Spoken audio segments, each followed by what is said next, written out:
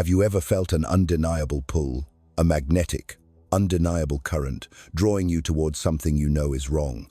A forbidden territory your rational mind has marked with warnings and red flags, yet a quiet, persistent whisper from the deepest chamber of your soul insists that it feels right. Have you ever paused in the thrill of that secret pleasure, that exhilarating moment of transgression, and felt not wickedness, but a strange, exhilarating sense of being truly alive for the first time? This experience is not a sign of a flawed character or a corrupt spirit. It is a profound and tragically misunderstood signal from your higher self. It is a divine discontent, a sacred ache, a soul's deep and desperate yearning to break free from the confines of the life you've been told to live and to experience something more, something real, something infinite. This is not a message of condemnation, but a clarion call to your own awakening. It is the first tremor of a spiritual earthquake that is meant to shatter the foundations of your limited self. If this sacred frequency is already vibrating within your bones, if this truth is already echoing in the silent spaces of your heart, then you are not here by accident. Acknowledge this resonance. Let your soul be seen. Type "I am not alone" in the comments below. Claim your place in this tribe of awakened spirits and join this powerful frequency of truth by liking this message and subscribing for more. There is a quiet terror that lives in the heart of every human being, a truth so vast and brilliant it can feel absolutely crushing. It is a specter that haunts the edges of our awareness, a truth we spend most of our lives running from. It is the terrifying, awe-inspiring truth of your own infinite potential. It is the divine responsibility placed squarely upon your shoulders at the moment of your birth, to take the raw, uncarved block of divine marble that is your spirit and sculpt yourself into a masterpiece. This is the ultimate freedom, a liberty so absolute it can feel like standing at the edge of a cosmic abyss. This is the sacred call to authenticity, and it is a weight, a burden of glory that can feel utterly unbearable. The Danish philosopher Søren Kierkegaard saw this with a clarity that was almost painful. He looked past the superficial definitions of right and wrong and pierced through to the core of the human condition. He understood that what we label as sin is rarely a simple matter of breaking a rule on a list. It is, in fact, a deep existential sickness, a silent, insidious, deep-seated rebellion against the very process of your own becoming. It is the soul's refusal to step into the full, blinding power of its own destiny. It is choosing, consciously or unconsciously, to shrink away from the light of your own soul, preferring the familiar shadows of who you have been over the terrifying, unknown brilliance of who you could become. In that pivotal moment of refusal, we turn our back not on an external law dictated by society or religion, but on our own divine blueprint, the sacred, energetic signature that we came here to express. We choose the shadow, not out of malice, but because we are momentarily, profoundly, and understandably afraid of our own light. How, then, does the soul cope with this staggering, dizzying weight of its own creative power? How do we manage the vertigo of standing at the precipice of our own infinitude? We flee. You might run into what feels like a sanctuary, a safe harbor from the storm of existence, but is, in truth, a beautifully decorated prison of despair. You might slip, almost without noticing, into a life of profound avoidance, a life cushioned by a comfortable, predictable numbness that asks so much less of you than your soul ever would. This is the realm of the routine, the expected, the life lived in grayscale. And it is in this very state of spiritual hibernation that the shadow what the world so easily dismisses as sin becomes strangely and powerfully seductive. It whispers to you in the language of ease. It offers a counterfeit peace, a hollow comfort found in the art of evasion. It promises a release from the agony of spiritual growth, replacing it with the quiet, gentle resignation of just getting by. Think of the artist who trades their vibrant, chaotic studio for the sterile, predictable safety of a corporate cubicle. They may tell themselves they have made a sensible choice, but a part of their soul begins to die. This is not a loud, chaotic rebellion with fists raised to the sky. It is a silent, internal surrender of the spirit. It is the moment we look at our own reflection and convince ourselves that a life lived at half-mast is enough, that the predictable grey is a wiser choice than the unpredictable, sometimes terrifying, but always magnificent colors of our authentic self. And so, we wear the costume of conformity. We learn the lines society has written for us, reciting them with such conviction that we begin to believe they are our own. We slip into the pre-approved roles of the good parent, the diligent employee, the respectable citizen, and pretend to be satisfied with these superficial identities and the fleeting pleasures they offer. We build our lives around these performances, constructing a stage set of success and normalcy. But beneath this meticulously crafted performance, if you listen closely in the dead of night, you can hear a faint, mournful song emanating from the depths of your being. It is a low, persistent frequency of truth, a hum of discontent that resonates beneath the cacophony of your daily obligations. The soul knows what it has abdicated. It is keenly aware of the empty throne in the heart of its kingdom. The soul knows it was born to be a sovereign, not a servant to fear. In this sacred higher understanding, the true sinner is not the one who breaks the rules with wild abandon. The true sinner is the one who has surrendered the divine responsibility of becoming. It is the soul who willingly chooses a predefined, hand-me-down identity over the sacred, often painful, but ultimately glorious and divine work of carving its own. It is the ultimate act of self-betrayal, and it is the most common and accepted tragedy in the world. You must understand this with every fiber of your being. You are drawn to these shadows, to these forbidden whispers, not because you are inherently evil or flawed, but because you are afraid. And who could blame you? Who wouldn't choose a well-trodden, clearly marked path over the wild, untamed, and sometimes perilous wilderness of forging your own? Who wouldn't prefer the comforting illusion of stability when faced with the breathtaking, existential terror of absolute freedom? When viewed through this lens of compassion, what we call sin becomes an escape disguised as relief. It is the shimmering mirage of an oasis in the distance that only serves to hide the vast, silent, and ever-expanding desert of spiritual collapse. We are drawn to it, not because we desire destruction, but because it promises a temporary release from the magnificent burden of our own untamed spirit.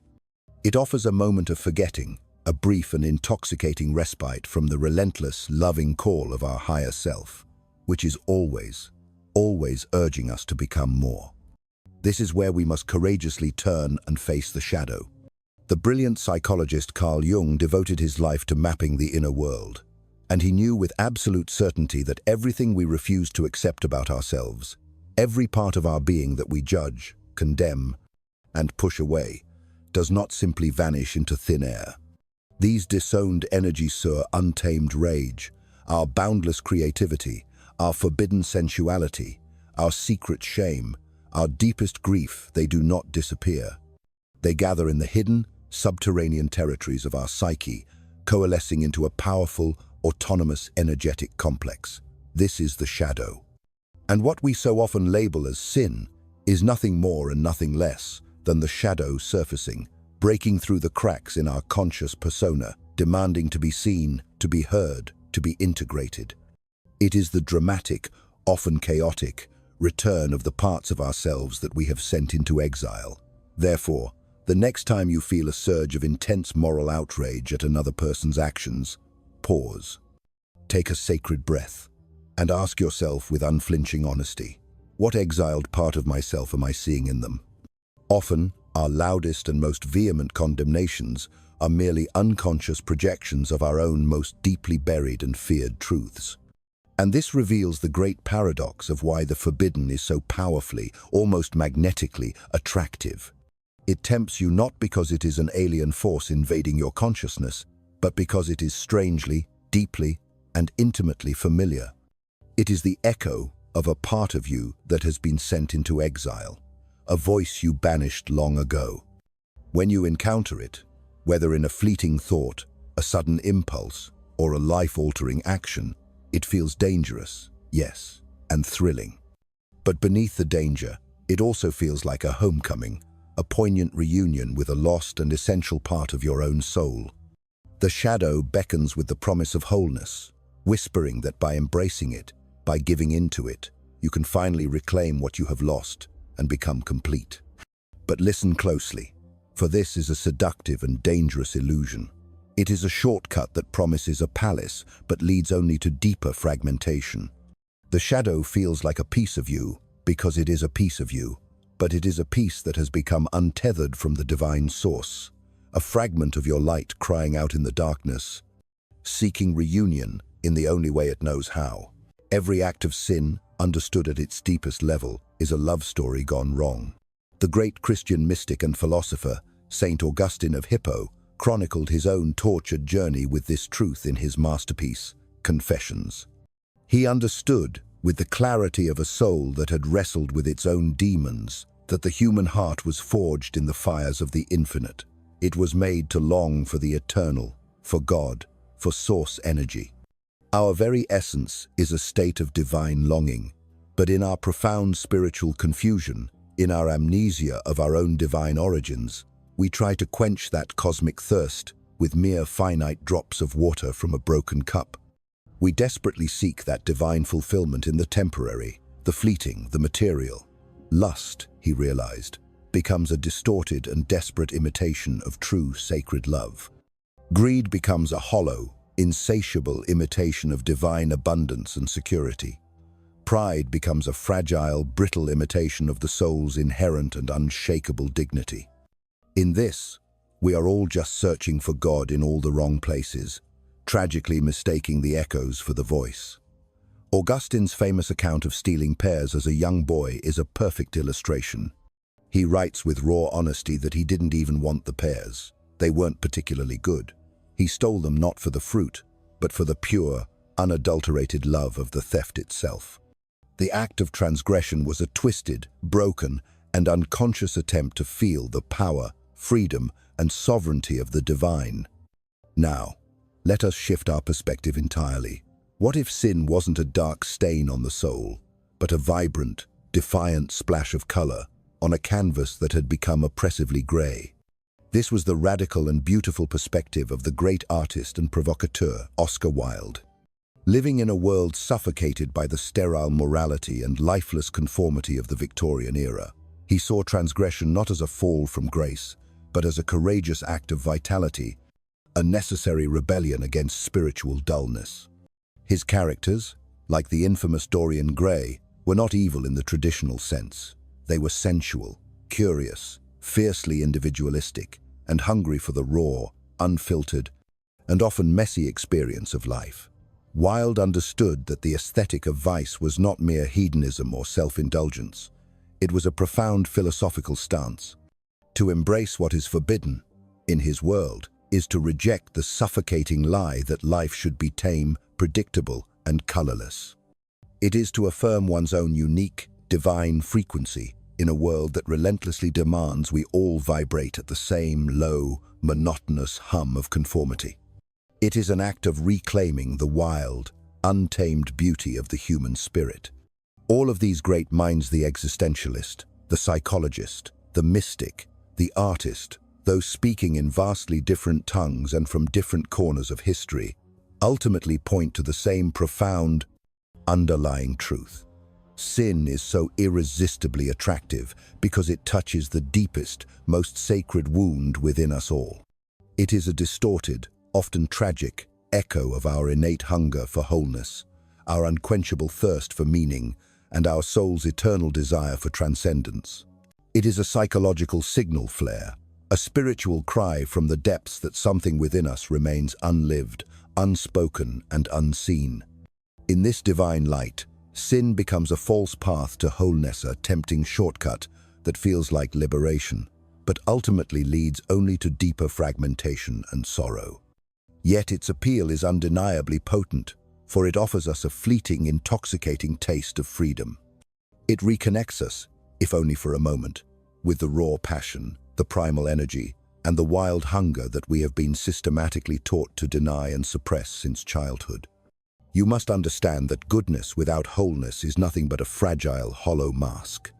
Jung's most crucial insight was this: Unless we make peace with the shadow, unless we have the courage to turn and face what we have disowned, it will rule us from the dark. It will orchestrate our lives from behind the scenes, pulling the strings of our compulsions and addictions. Perhaps sin is so alluring because, in its own broken and desperate way, it offers us the very thing we long for, not the transgression itself, but the lost, exiled parts of ourselves. It is a stark and undeniable revelation of our hunger for transcendence. We must learn to move beyond the simple dualistic thinking of good versus evil and begin to ask the deeper, more powerful question: is this desire, this impulse, this longing leading me toward greater wholeness, or is it pulling me just further into the confusing, disorienting labyrinth of my own fragmented self? Until we stop moralizing and start listening, truly listening to the wisdom hidden within our despair, our shadow, our rage, we will continue to fall, blindly and repeatedly, into the same patterns. The final, most important question, then, is not how to resist sin, but how to see through it. It is about developing the spiritual vision to look directly into its seductive face and ask with genuine curiosity, what am I really searching for here? What is the true, sacred hunger that lies beneath this superficial craving? For perhaps it is only when we can understand and even appreciate the distorted beauty within the lie that we will finally be free to choose the truth. And this choice will not be made out of fear or a sense of obligation. It will not be a punishment or a restriction. It will be an act of a deeper, more profound kind of love for the whole, entire, magnificent, and messy truth of who you are.